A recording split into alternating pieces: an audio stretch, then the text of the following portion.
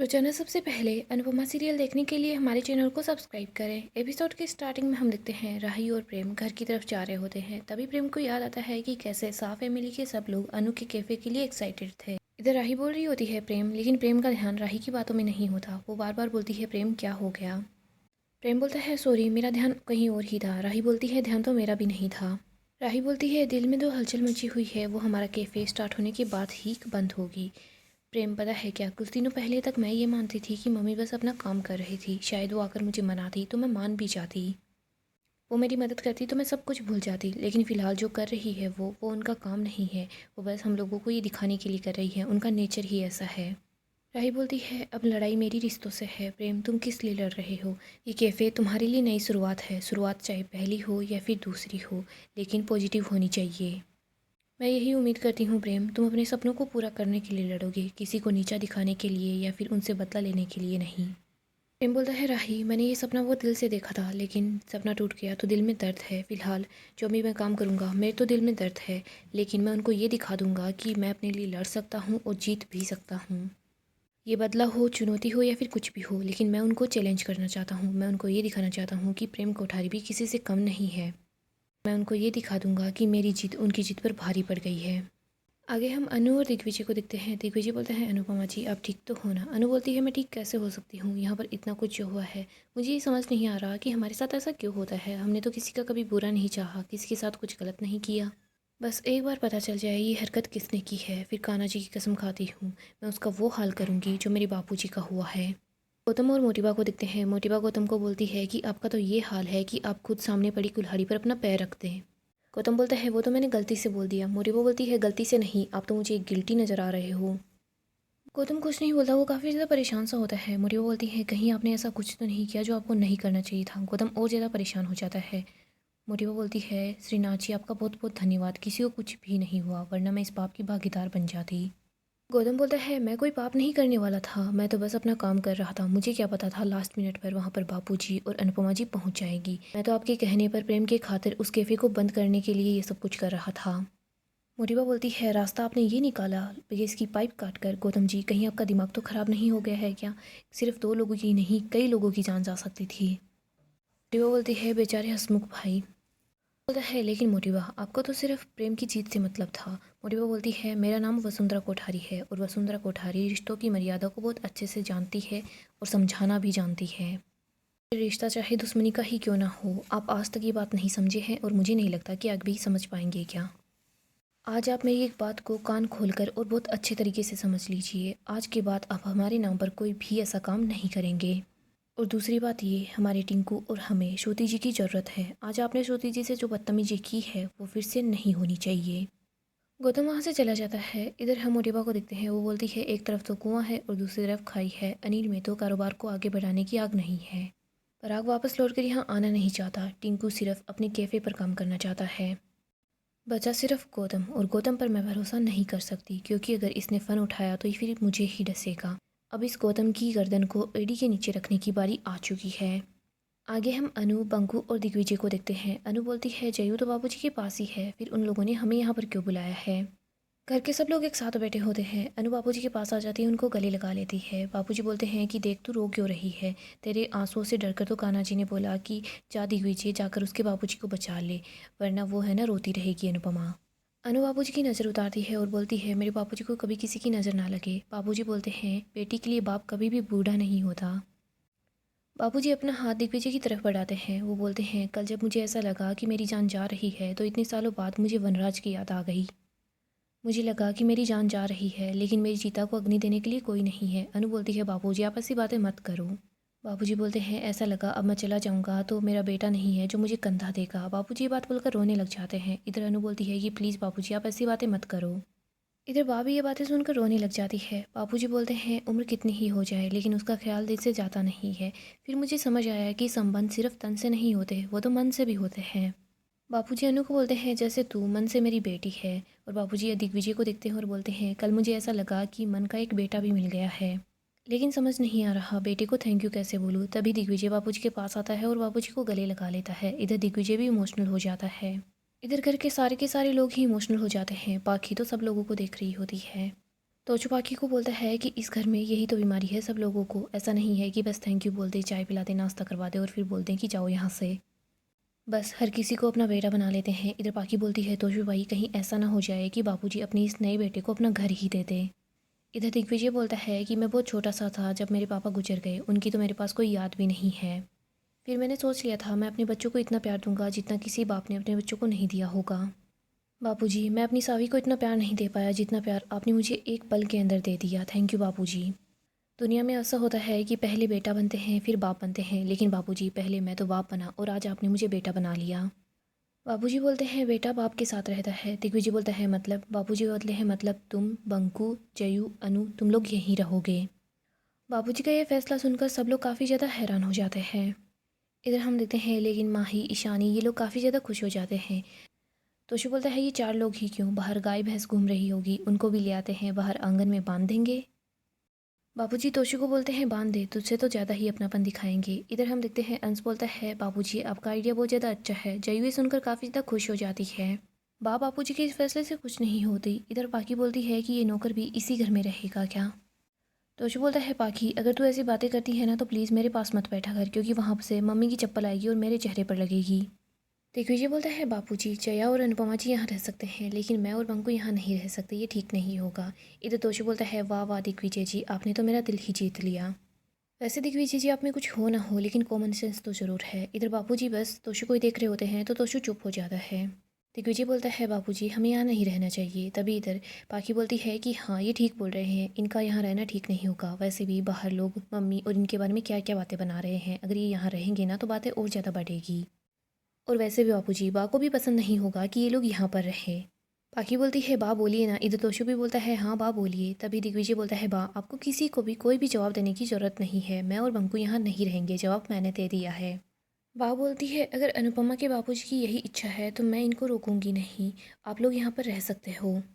बा का ये फैसला सुनकर अंश, किंजल ये लोग खुश हो जाते हैं। इधर अनु सोच रही होती है कि बा ने ऐसा क्यों बोला। तोशु बोलता है लेकिन घर में तो इतनी जगह ही नहीं है, कहाँ पर रहेंगे सब लोग। अंश बोलता है घर में बहुत सारी जगह है। किंजल बोलती है कि तुम लोगों के दिल में जगह नहीं है, और जिनके दिल में जगह होती है वहाँ घर में भी जगह बन जाती है। जयू बोलती है मैं भी घर में रह रहकर बोर हो गई थी, मुझे भी सब लोगों के साथ रहना था। बाबूजी बोलते हैं कल कैफ़े की ओपनिंग के बाद सब लोग यहाँ आकर ही रहेंगे। सब लोग बहुत ज़्यादा खुश हो जाते हैं।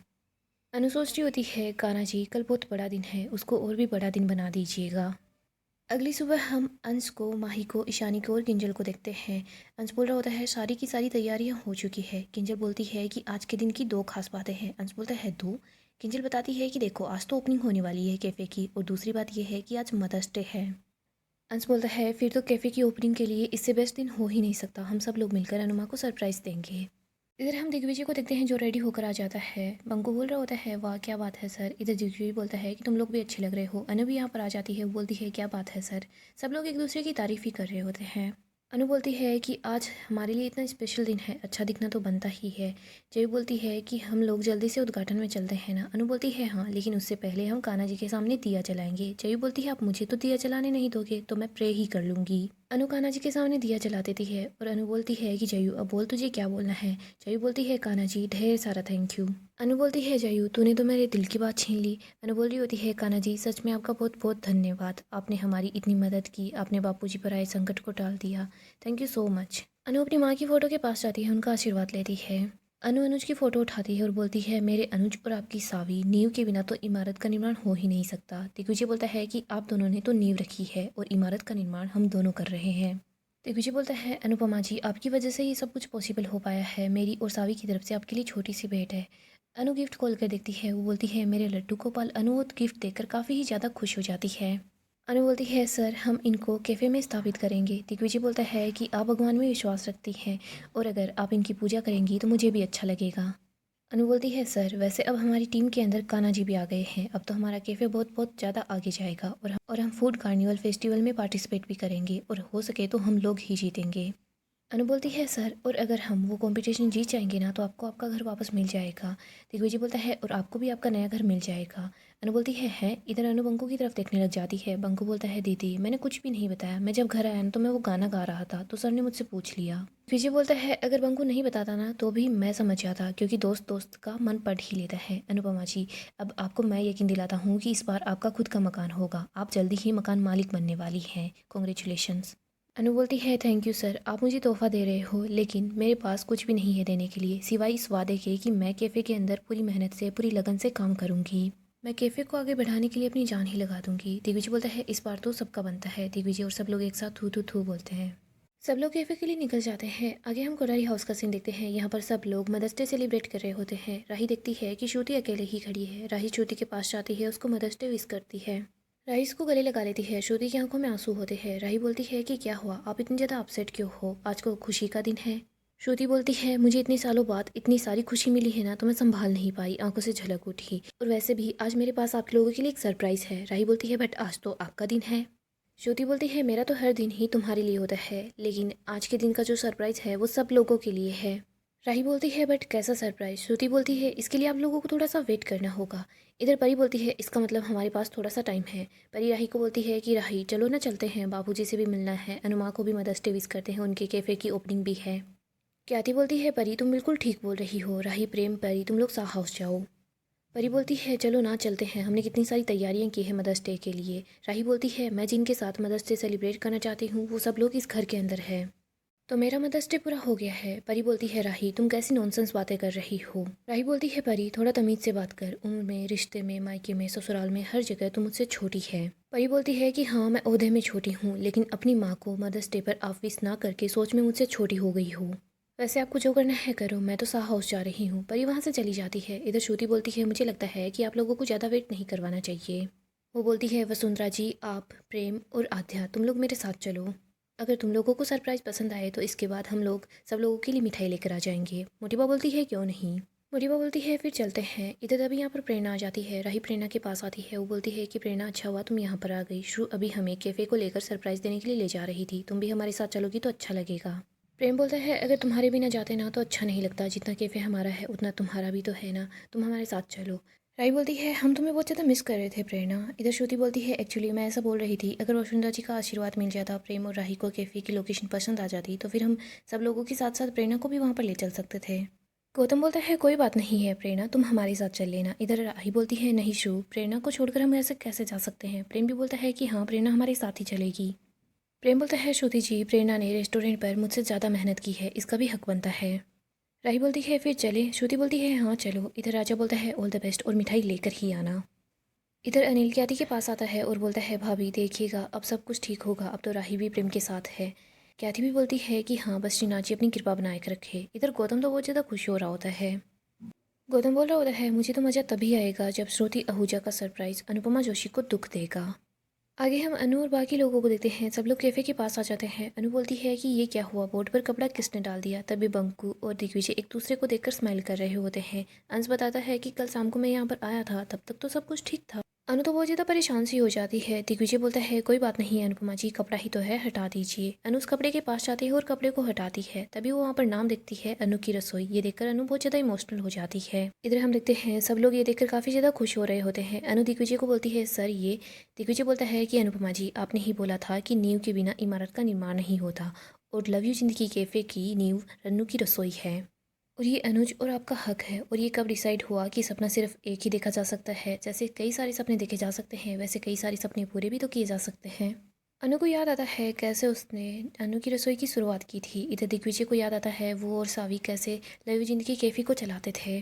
बाबूजी बोलते हैं शाबाश दिग्विजय। सब लोग ताली बजाते हैं और बहुत ज़्यादा खुश होते हैं। इधर इशू वीडियोज़ बना रही होती है, फ़ोटोज़ क्लिक करती है। अनु बोलती है तो वीडियो बना रही है। इशू बोलती है कि हाँ आप बस हैप्पी हैप्पी ओपनिंग कीजिए, इस कैफ़े को ग्रैंड हम लोग बना देंगे। और वैसे भी अनुमा सब लोगों को पता चलना चाहिए ना कि अनु की रसोई वापस आ चुकी है, वो भी लव यू जिंदगी कैफ़े के साथ। इधर हम अनु को देखते हैं। अनु बा के पास आती है। बा को बोलती है चलिए बा। बा बोलती है कि देख तेरी जीत के सामने तो किस्मत भी झुक जाती है, अब देख मुझे यहाँ आना ही पड़ा, मुझे तो झुकना पड़ा। अनु बोलती है तभी तो कहती हूँ लीला बहन, पहली ही बार में मान जाइए करे, मैं ऐसे आपका थोड़ा पीछा छोड़ने वाली हूँ। बा और बापूजी दिया जलाते हैं और आरती कर रहे होते हैं। इधर हम श्रुति और बाकी लोगों को देखते हैं। श्रुति बोलती है कि अब आपको इससे आगे जाना है तो पहले आपको अपनी आंखें बंद करनी होगी। मोटिवा बोलती है, श्रुति जी आप हमें सरप्राइज़ देने जा रही है या फिर हमारी किडनैपिंग कर रही है, हमारे नाम से फिरौती मांगने वाली है। इधर प्रेम बोलता है कि हाँ ऐसा ही लग रहा है कि आप हमारी किडनैपिंग करने वाले हो। श्रुति बोलती है, प्लीज़ आप लोग ये पहन लीजिए। हम देखते हैं सब लोग आंखों पर पट्टी बांध लेते हैं। श्रुति बोलती है, आप सरप्राइज़ के लिए बस रेडी हो जाइए। इधर हम कैफ़े का सीन देखते हैं। यहाँ पर हम दिग्विजय को देखते हैं। उसको याद आता है कि कैफ़े कितने अच्छे से चलना शुरू हो गया था, लेकिन कैफ़े पर ताला लग चुका था। इधर अनु को याद आता है कि कैसे उसने अनु की रसोई को चलाया था और सब कुछ जलकर राख हो गया। सो दोस्तों, डेली अपडेट के लिए आप हमारे चैनल को सब्सक्राइब करें, साथ ही साथ वीडियो को लाइक भी कर दें। गाइस नेक्स्ट एपिसोड काफ़ी ही ज़्यादा इंटरेस्टिंग होने वाला है। नेक्स्ट एपिसोड में हम देखेंगे अनु और श्रुति एक दूसरे के आमने सामने होती है। यहाँ पर हम देखते हैं श्रुति सब लोगों को लोकेशन पर ले आती है। श्रुति बोलती है, सरप्राइज, सब लोग अपनी आंखों की पट्टी को निकाल लीजिए। सब लोग देखते हैं कि वो लव यू जिंदगी कैफ़े के पास आ गए हैं। ये देखकर सब लोग काफ़ी ज़्यादा हैरान हो जाते हैं। यहाँ पर हम देखते हैं सब गाड़ी के बाहर आते हैं। सब लोग काफ़ी ज़्यादा गुस्से में दिखते हैं। श्रुति बोलती है कि आप यहाँ पर नहीं, इधर दूसरी तरफ देखिए। श्रुति वहाँ पर बोर्ड से पर्दा हटाती है। वहाँ पर लिखा होता है अनुज कैफ़े। श्रुति बताती है कि राही प्रेम, तुम्हारा कैफ़े यहाँ पर स्टार्ट होने वाला है। ये देखकर राही भी काफ़ी हैरान हो जाती है। इधर मोटिवा भी बहुत ज़्यादा हैरान होती है। वो सोचती है कि श्रुति ने जानबूझकर ये सब कुछ किया है। प्रेम और राही दोनों मिलकर बोर्ड को लगा रहे होते हैं। तभी इधर हम अनु को देखते हैं जो गाय को रोटी देने के लिए बाहर की तरफ आती है। वो देखती है कि राही प्रेम यहाँ पर है, श्रुति भी साथ में ही है। अनु ये सब लोग देखकर काफ़ी ही ज़्यादा हैरान हो जाती है।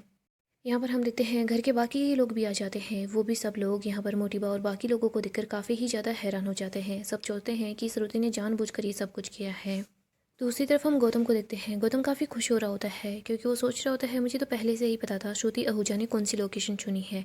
फिलहाल मोटिवा और सब लोगों को झटका लगने वाला होगा और सबसे बड़ा झटका तो अनुपमा जोशी को लगेगा। सो दोस्तों, अपकमिंग एपिसोड काफ़ी ही ज़्यादा इंटरेस्टिंग होगा। सो अगर आपको ऐसे ही धमाकेदार अपडेट्स जानना पसंद है तो आप अभी के अभी हमारे चैनल को सब्सक्राइब करें, साथ ही साथ वीडियो को लाइक भी कर दें।